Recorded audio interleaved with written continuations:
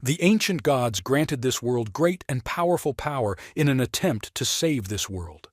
Their appearance resembled mighty giants with bodies of pure energy and unimaginable abilities. People raised their hands to the sky in order to get a piece of the power of the gods and become stronger.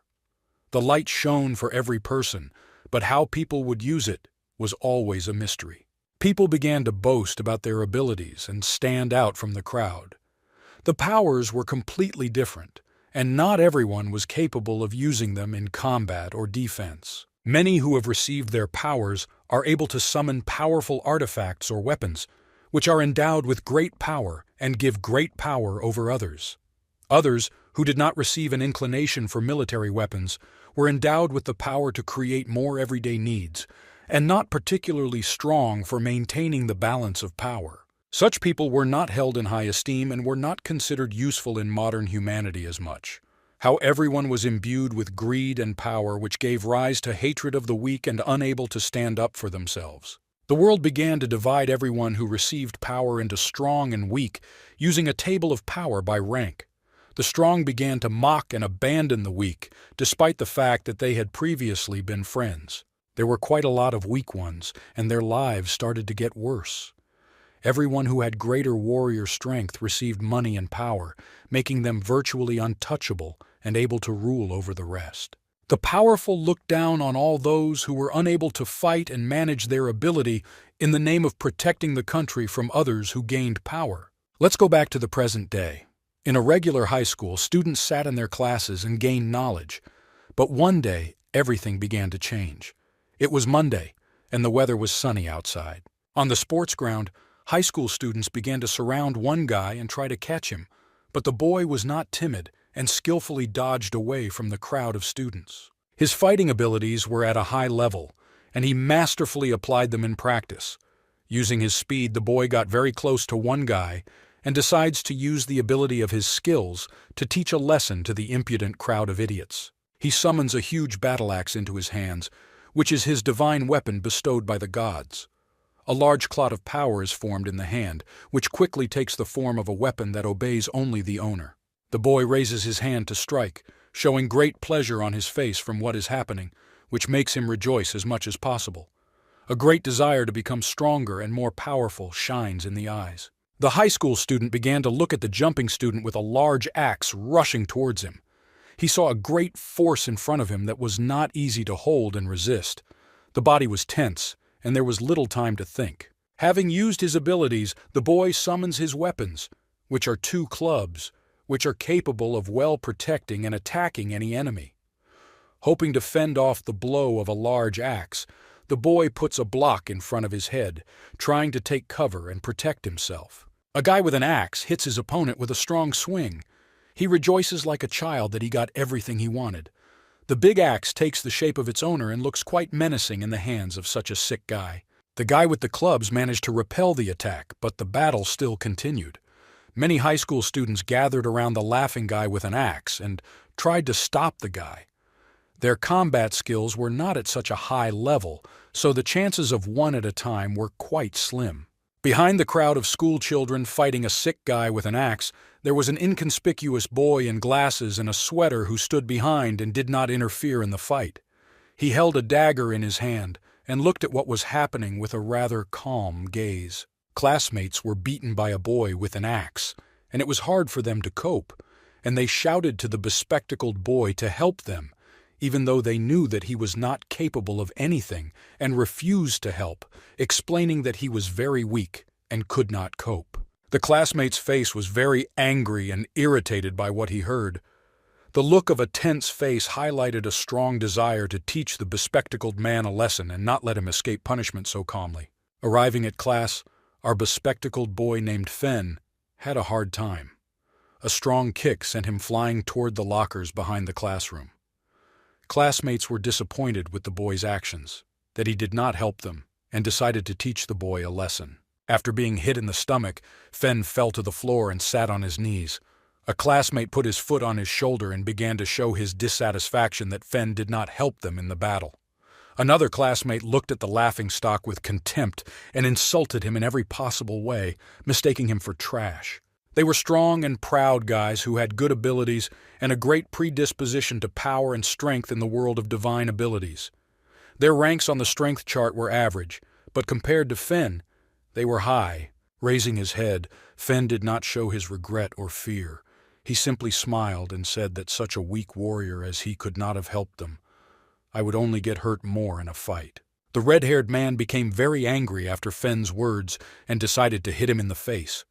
Such a blow was definitely already dangerous, and Fen, using his skills, very quickly dodged the blow by rolling to the side. He, smiling nervously, tries to calm his classmates and stop their attempts to greatly harm him. Sitting near the window, Fen hopes that no one will understand how he dodged and will blame everything on chance, knowing that he is the weakest student of their school. Fen notices that the locker door was badly dented from a blow from a classmate, and he is clearly very angry that Fen dodged.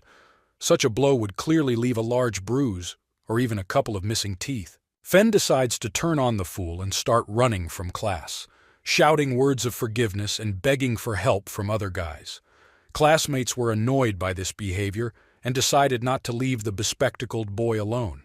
The other guys in the class just sat in their seats and laughed at Fen. They knew that they were the weakest student in their class and treated him like trash, which he was only capable of running away from and getting from others. Having caught up with the boy before leaving the classroom, the guys began to flex their fists and prepare to teach the weak trash in their class a lesson. Fen, having assessed his chances, realized that he would not survive without another beating. Having surrounded Fen and leaving him no chance to spend time safely in the classroom, the guys prepared to give a couple of lessons on what would happen if Fen continued to be in their class. Another strong blow to the stomach lands on Fen. Even in such circumstances, not everyone will be able to keep such a cool head in a situation and not resort to defense. Having knocked Fen to the floor of the classroom, one of the guys hit him in the side, not sparing such scum of society. Other classmates only supported the attackers and rejoiced when Fen suffered.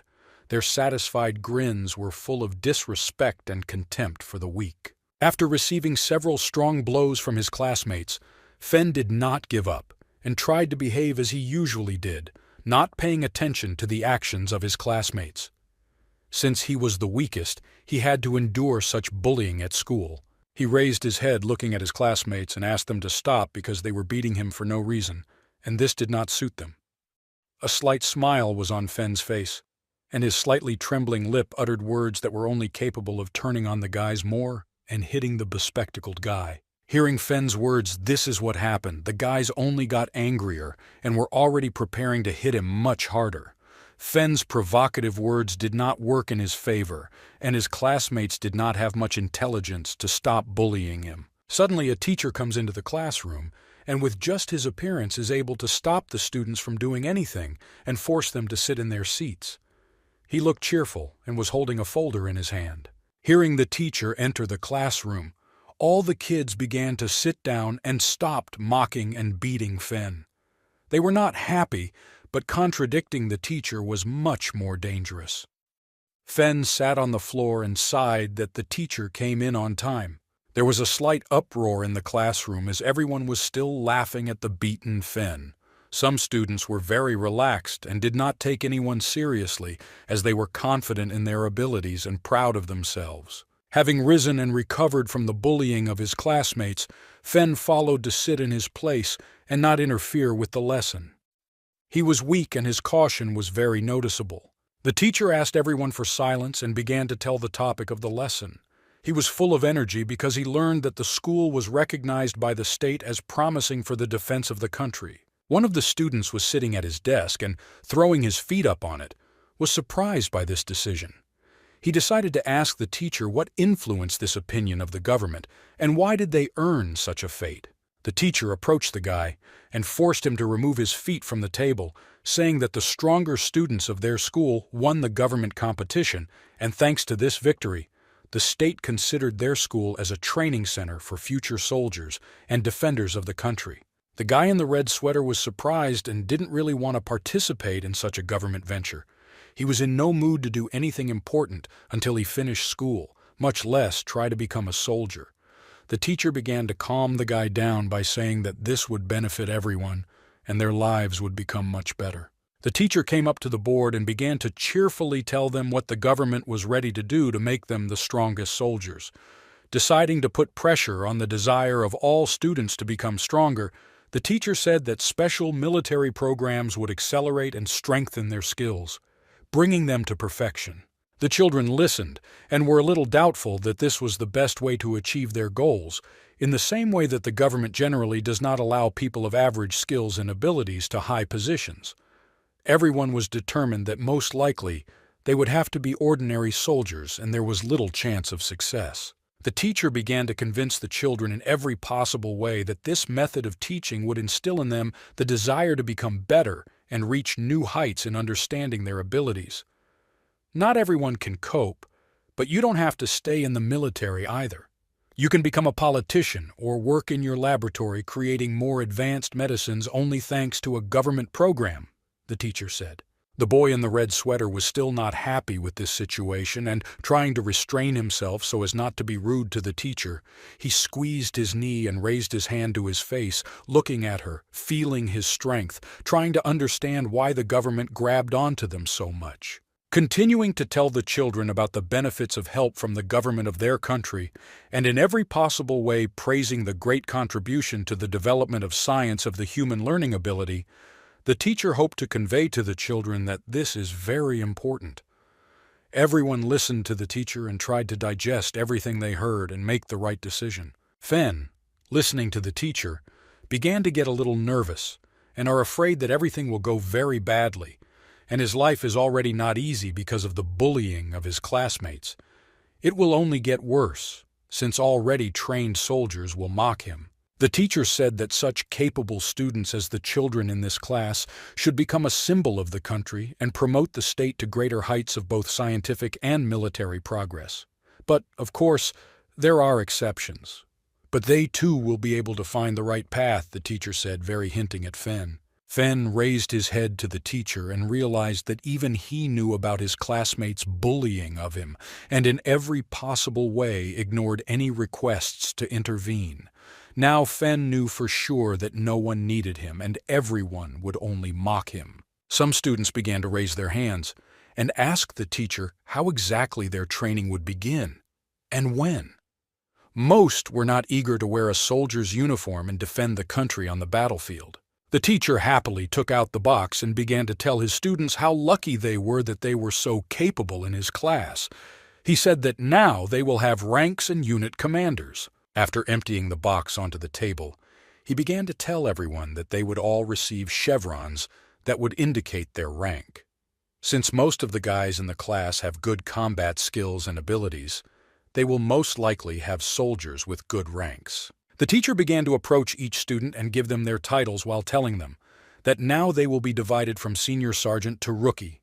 Almost all of the class members received senior soldier and sergeant. Those with the strongest skills will be unit commanders and will be promoted to senior sergeant, but those who do not stand out in any way and are not able to properly use their skills and abilities will only be newbies. Fen, seeing that the teacher passed by and did not give him any title, was slightly surprised and decided to raise his hand to ask about it.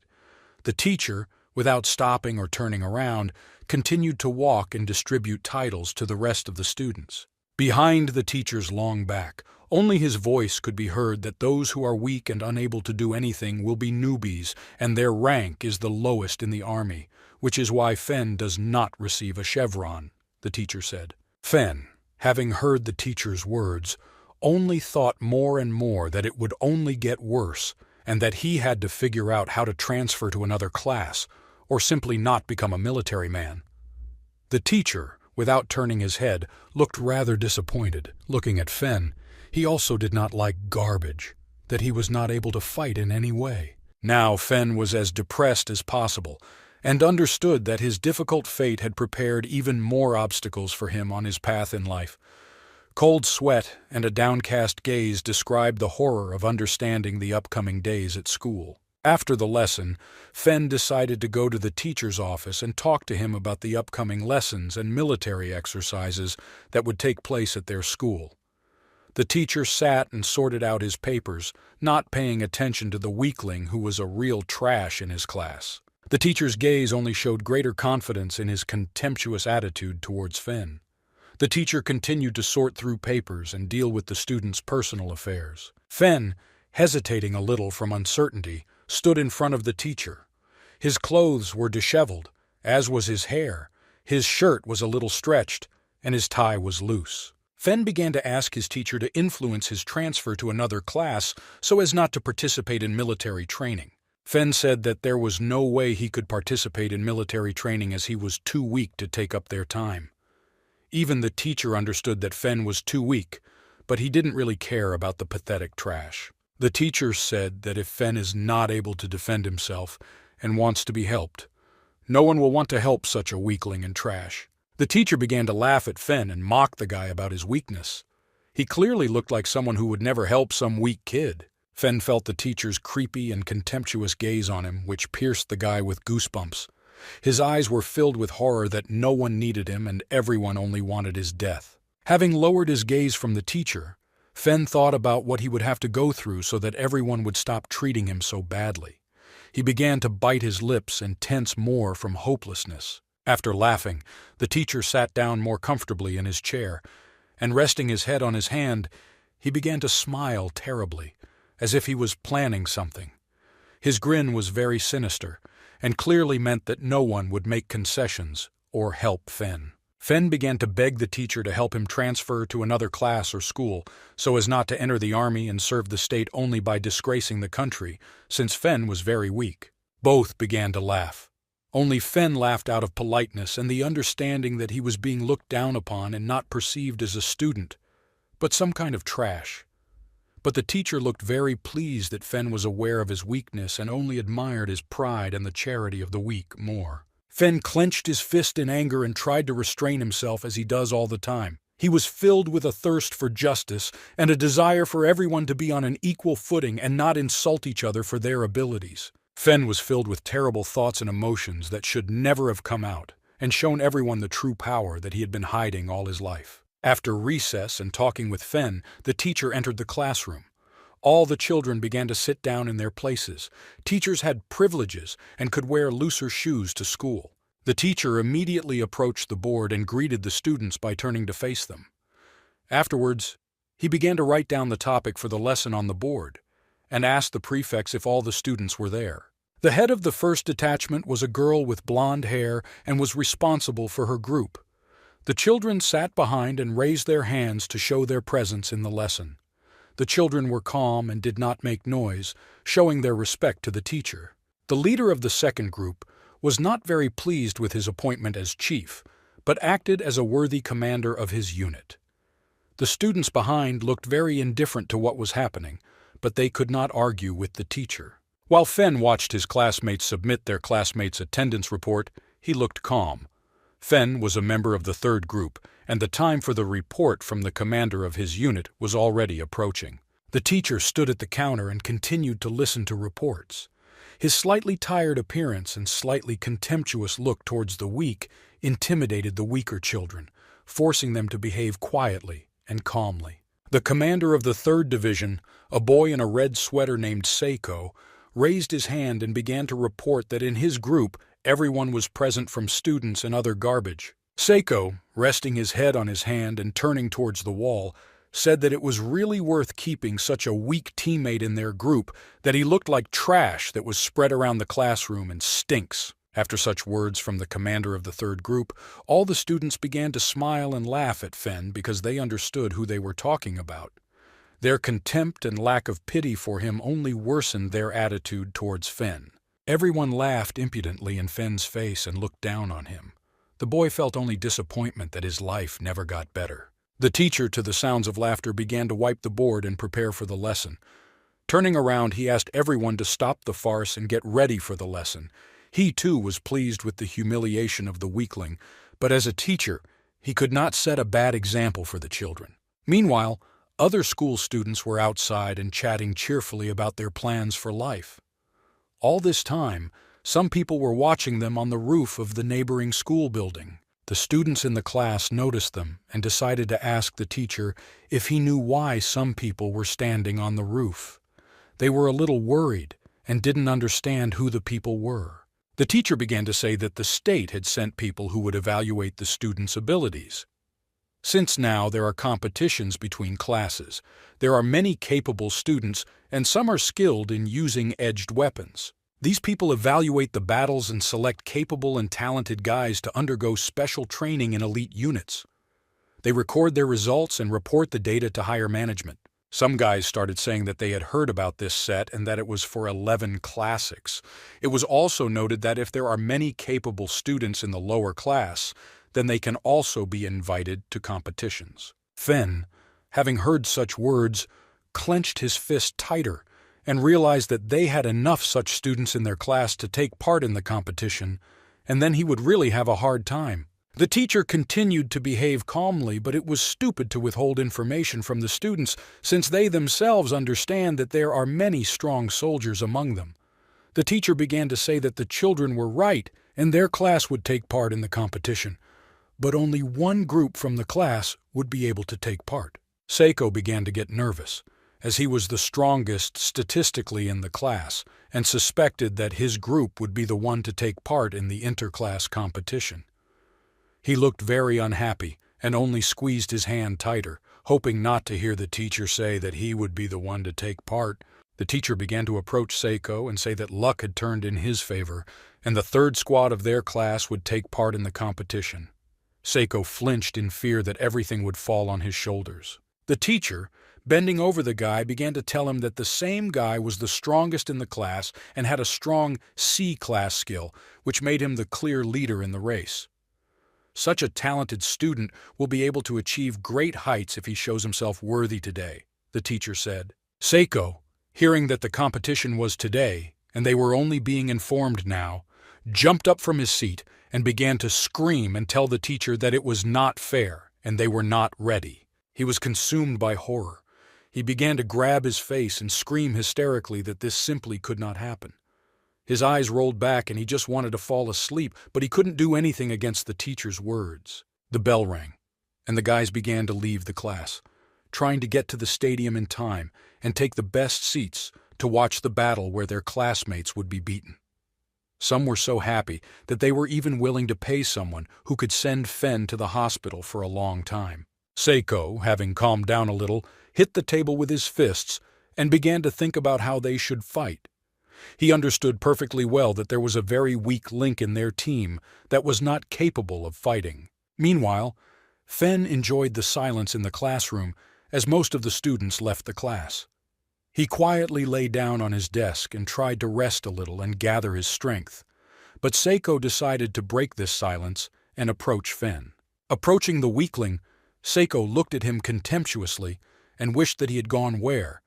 But now they had to fight with another class, and they had to think about something.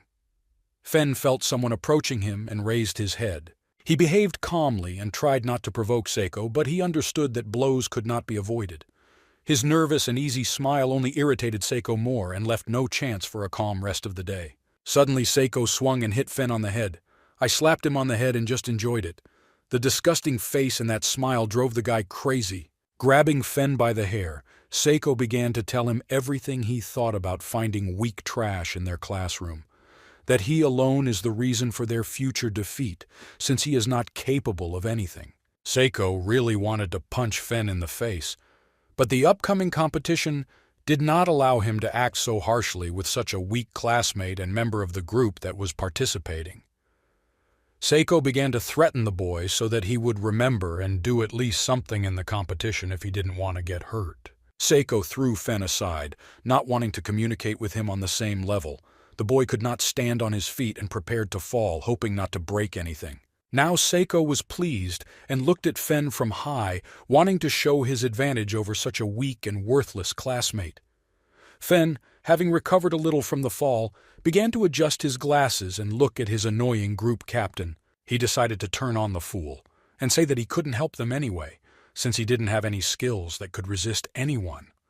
This smile showed his frivolity and lack of desire to compete with anyone. Seiko, having heard such low words inclined only to such a weakling as Fen, grabbed him by the tie and began to say that he would not just leave him in class and would use it to his advantage. Poking his finger directly into his forehead, Seiko pointed out his worthlessness and useless life, which is only needed to be taken advantage of by strong people.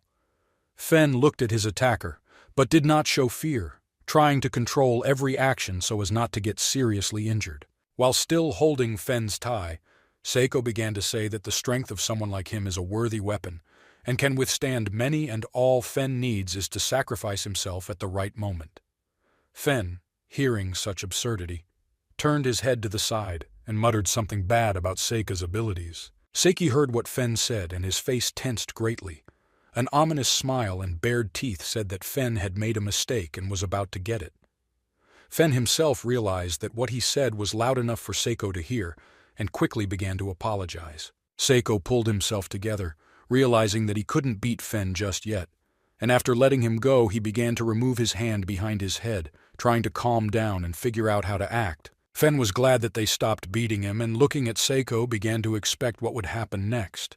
He understood that he couldn't get out of the competition and he couldn't help in any way, which means he was being used. Seiki decided to act more insidiously, and sitting down closer to Fen began stroking his head, trying to mislead him that everything was fine. After this, Fen realized that there was clearly a smell of something bad here, but he continued to restrain himself and remain calm. Seiko grabbed Fen by the jacket and dragged him with him. Fen obediently obeyed, not wanting to tear his clothes and spoil his already bad relationships with his classmates by making them even worse. Seiko pulled Fen outside and placed him in front of him, using him as a shield. The competition was about to begin, and to prevent Fen from running away, Seiko did not let him go and kept him with him. A few minutes later, the teacher came out onto the playground. He held a microphone in his hand and began to announce the imminent start of the competition and ask everyone to take their seats. Warm weather only improved the upcoming match. All the children lined up around the site where the battles between classes would take place and began to wait for the start. Two groups of classes that are taking part lined up in the middle. All the high school students gathered on the court to cheer for their favorites. The commander of the high school students from another class was Tahara. He is a fairly popular guy at school and a capable warrior. His hair fluttered in the wind, driving all the girls crazy. His tall and stately appearance made all his opponents nervous. Seika, on the other hand, was the complete opposite and did not stand out from the crowd of guys with anything special except for his C-rank skill, which made him the leader in the class. The teacher approached the two platoon leaders and wished them luck, warning them that causing severe injuries was not welcome. They should take it as a friendly duel. Hugging them by the shoulders, the teacher asked them to give it their all and demonstrate to everyone that you are the strongest class in the school. Expressing respect for high school student Tahara, the teacher asked him not to resort to serious methods so as not to harm his students, but he should not give in either. Considering that the fight will be watched by people from the State Department for recruiting special agents, you guys should give it your all and prove your talent to secure your future, the teacher said. Tahara heard the teacher's words and, lowering his head a little, agreed with the word, expressing his trust and respect for the teacher. Also, Teacher Wang, with his hand on his shoulder, thanked Tahara for his enormous contribution to the development of the school. Wang's division had many strong warriors, and all were quite reserved and obedient to some extent. Their appearance expressed confidence in their victory and left no chance for the enemy to even think about their loss. Seika's squad was the opposite, arrogant idiots who couldn't see beyond their own noses and considered themselves the strongest. Their self-confidence and lack of respect for the enemy was disgusting. The two groups lined up opposite each other and prepared for battle. The teacher began to tell the rules and give advice that would help bring them victory if they acted as a team. Seiko held Fen by the jacket the entire time and did not let go so that he would not run away. This kind of behavior on the part of the team captain was quite cruel, but Fen also showed everyone that he was very weak, which led to this situation. The teacher began handing out bracelets to the participants, which serve as a sign of life for them. If the team takes it from you, then you are automatically eliminated. Seiko began handing them out to his comrades, all the while holding Fen by the jacket. This amused everyone a little, but not Fen. The hairdryer felt like some kind of thing that they could only use for their own purposes, which did not suit the boy at all. Seiko only became angrier and threatened him when Fen showed his displeasure. Some guys from Seiki's squad remembered that they had come up with a strategy for victory and generally did not talk about it with their commander. They also heard that if the fight was long, Seika's junior class could win if they lasted 5 minutes. Fen immediately looked at his watch and began setting the timer for 5 minutes to control the time and understand how to act. While everyone was thinking about how to win the competition, Feng watched what was happening and saw 2 people in black suits standing behind the teacher and watching. These were definitely agents from the government program. Meanwhile, the teacher announced the start of the competition and asked all participants to get ready and take their places. Tahara was serious and took everything as if he were in the army. Without hesitation, he saluted the teacher and got ready. Seiko, a little nervous, looked at this and realized that the ardent fanatics of the army were against him. The teacher did not keep everyone waiting long and announced the start of the competition. He was filled with a sense of pride and joy that he was given the honor of holding such a competition in front of people from government departments who would help elevate the school with their financial investments. Immediately after the start, Seiko grabbed Fen and quickly ran to the rear. Fen was not surprised, but a little puzzled that he would have to take part in the competition, and what was most important was not to give himself away. While Seiko ran, he ordered his team to try to delay the high school students and distract them so that they could buy time. Everyone, having heard such a pitiful command, was a little surprised that there was no strategy, but they could not disobey, since they themselves were not ready. Seiko was filled with fear and despair. He didn't want everyone to think that he was a coward, but he couldn't fight because of his ability under normal conditions. Fen, having stopped thinking about his own things, notices that his commander is behaving very strangely and is not fighting. The high school students began to calmly and confidently approach the enemy, preparing to use force. Seika's group stood rooted to the spot and could not oppose anything. They could not even think of anything to fight with dignity. Gradually, approaching Seiki's group, the high school students began to surround them and encircle them, not giving them a chance to escape. This tactic was quite good in a situation where the enemy was standing in a heap and not trying to disperse. Seiko, moving to the rear, began to order everyone to protect him, not letting the enemy near. He looked rather nervous and scared, as his authority could be shaken, which is not acceptable for him. The girl from the high school squad was quite strong and grabbed one guy from the enemy squad. She pulled his arm to the side and kneed him in the stomach, which was a very painful move. Another member of the group, high school student Takara, used a fighting technique with a hand grab, putting the enemy on the ground, leaving him no chance to escape. Under such circumstances, they don't even have to use their magical divine abilities in battle. Having taken their bracelets from the 2 defeated guys, Tahara's team already had an advantage, which allowed them to be more active and finish the fight faster. The girl decided not to prolong the battle and, using the ability to quickly move, tries to break through the remaining guys to their commander Seika in order to neutralize him, thereby bringing victory. Seiko, having seen such a trick, was very scared and understood that all his plans were going down the drain. Fen looked at that girl's fast movements and her ease in battle that he began to realize that her fighting skills were at a very high level. Such a fast opponent as a high school girl with a B-rank combat skill caused big problems for the guys. Seiko used the Fen as a shield to cover himself with it and escape from the attacks in time, trying to gain time. Seiko begins to step back little by little, trying to delay the attack by hiding behind the hairdryer, but his insidious plan is still not ripe for attack. The girl is full of confidence in her abilities and approaches the guys. Her face does not doubt one bit, and there is no fear at all, since she understands that only cowards are prone to such actions. Fen feels that Seiko now clearly cannot do anything, and simply backs away.